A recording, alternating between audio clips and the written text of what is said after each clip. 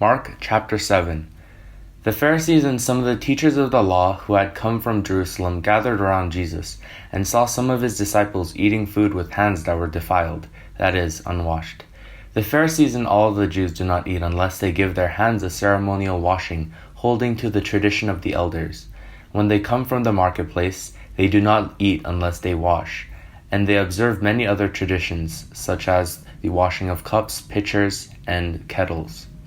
So the Pharisees and the teachers of the law asked Jesus, "Why don't your disciples live according to the tradition of the elders, instead of eating food with defiled hands?"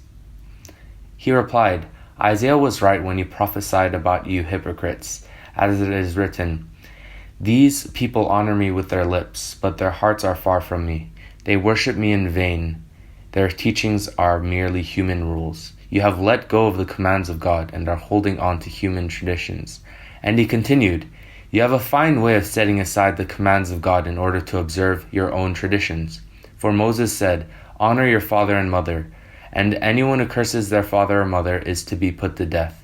But you say that if anyone declares that what might have been used to help their father or mother is korban, that is, devoted to God, then you no longer let them do anything for their father or mother. Thus you nullify the word of God by your own tradition that you have handed down, and you do many things like that." Again, Jesus called the crowd to him and said, "Listen to me, everyone, and understand this. Nothing outside a person can defile them by going into them. Rather, it is what comes out of a person that defiles them." After he had left the crowd and entered the house, his disciples asked him about this parable. "Are you so dull?" he asked. "Don't you see that nothing enters a person from the outside can defile them? For it doesn't go into their heart, but into their stomach, and then out of the body." In saying this, Jesus declared all foods clean.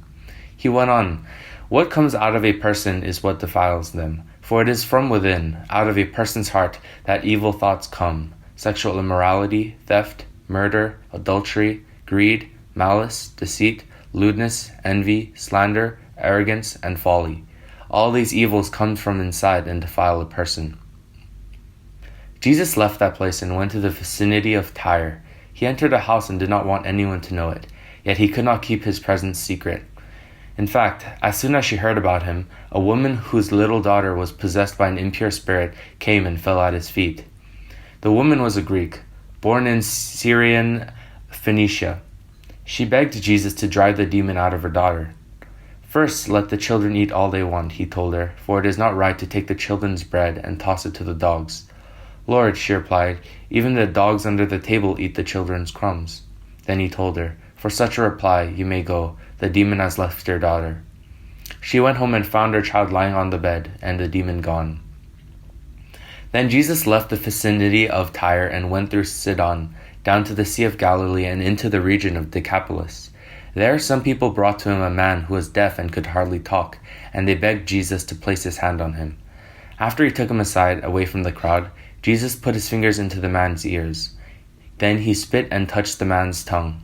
He looked up to heaven and with a deep sigh said to him, "Ephphatha," which means "be opened." At this, the man's ears were opened, his tongue was loosened, and he began to speak plainly. Jesus commanded them not to tell anyone. The more he did, the more they kept talking about it. People were overwhelmed with amazement. "He has done everything well," they said. "He even makes the deaf hear and the mute speak."